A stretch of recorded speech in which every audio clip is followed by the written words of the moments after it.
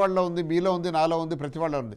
మస్తారా గారు మీరేమంటారు? ఇప్పుడు మనకు దాదాపుగా ప్రతి సంవత్సరం 25 లక్షల కోట్ల వరకు మనం జిఎస్టీని కలెక్ట్ చేస్తున్నాం. సో ఇంత ఇంత కలెక్ట్ చేసుకున్న ఇంత డబ్బుని ఏ ఏ రంగాల్లో ఖర్చు పెడుతున్నారు? దాదాపుగా రాష్ట్రంలో, దేశంలో ఉన్న ప్రతి రాష్ట్రం కూడా అప్పు చేస్తుంది. ఇవన్నీ కాక దేశం చేస్తున్న అప్పు వేరేగా ఉంది. ఇప్పుడు మనం రోడ్డు మీద ప్రయాణం చేయాలంటే రోడ్ ట్యాక్స్ కట్టాలి, అలాగే మనకు టోల్ ట్యాక్స్ కట్టాలి. టోల్ ట్యాక్స్ కట్టకుండా మీరు గుంటూరు నుంచి హైదరాబాద్ రావాలంటే వచ్చే పరిస్థితి లేదు.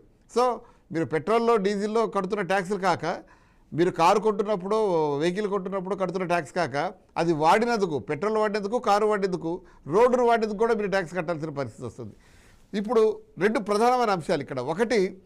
ఒకటి సబ్సిడీలు ఎత్తివేయడం. గతంలో మనం చూసాం, గ్యాస్ సిలిండర్పై కూడా సబ్సిడీ ఉండేది. ఆ రోజులు నాకు గుర్తున్నాయి. గ్యాస్ సిలిండర్పై సబ్సిడీ తీసేశారు. కాబట్టి ప్రజలకి కొనుగోలు శక్తి పెరిగిందని చెప్పేసి ఆ రోజు చెప్పారు. ఇప్పుడు సబ్సిడీలు ఎత్తేసారు, కానీ ఫ్రీ బీస్ ఇస్తున్నారు. సబ్సిడీలు ఎత్తివేసి ఫ్రీ బీస్ ఇవ్వడం అంటే ఒక రకంగా కాకుండా ఇంకో రకంగా బెనిఫిట్ చేయడం, డబ్బులు ఖర్చు చేయడాన్ని అట్లా ఎలా అర్థం చేసుకుంటారు మస్తాన్ గారు? సార్, ఇప్పుడు నేను ఇందాక ఒక మాట చెప్పాను. ప్రభుత్వాలు సంక్షేమం విషయంలో కానీ ఏదైతే రాజ్యాంగం మనకు ఉందో, విద్య, వైద్యం అనేది ప్రభుత్వాల బాధ్యత. అదేవిధంగా సంక్షేమం కూడా చూడాల్సిన బాధ్యత కూడా ప్రభుత్వాలదే. పేదరికంలో ఎవరున్నారో వాళ్ళని పైకి తీసుకురావాలి, పేదరికం నిర్మూలన చేయాల్సిన బాధ్యత కూడా. ఈ ఏదైతే రాజ్యాంగం చెప్పిందో, ఈ బాధ్యత నుంచి క్రమేణా ప్రభుత్వం పక్కకు వచ్చేస్తాం. మీరు గమనిస్తే చూడండి, 10th క్లాస్ వరకన్నా ఇప్పుడు ఏదో కొంత హై స్కూల్స్, ప్రైమరీ ఎడ్యుకేషన్ వరకు, ఇంకా అక్కడి నుంచి దాటిన దగ్గర నుంచి కూడా ఎక్కడా కూడా చూడండి, శ్రీ చైతన్య అంటే, నేను పేర్లు అనేది కాదు, నారాయణ లేకపోతే ఎన్ఆర్ఐ, ఇవన్నీ ఏవి కూడా ఈ ప్రతి ప్రభుత్వం కూడా ఈ యొక్క విద్యా సంస్థల యొక్క ఏదైతే వాళ్ళు వసూలు చేస్తా ఉన్నారో ఇది నియంత్రిస్తాయని చెప్తారు, కమిషన్ వేస్తామని చెప్తారు.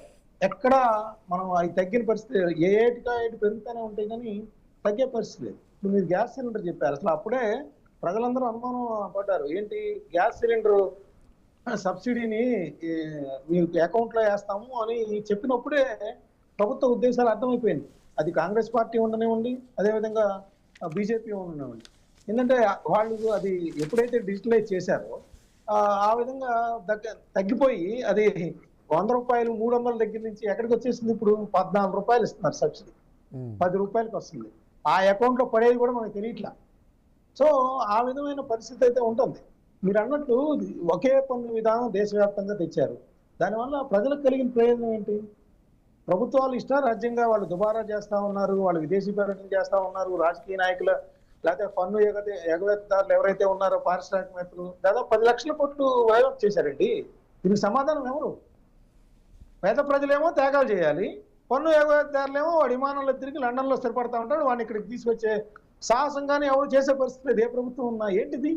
ప్రజలు అడుగుతున్నారు ఈరోజు, మేము పొదుపు చేయాలి, వాళ్ళేమో అక్కడ ఎంజాయ్ చేస్తారా అని.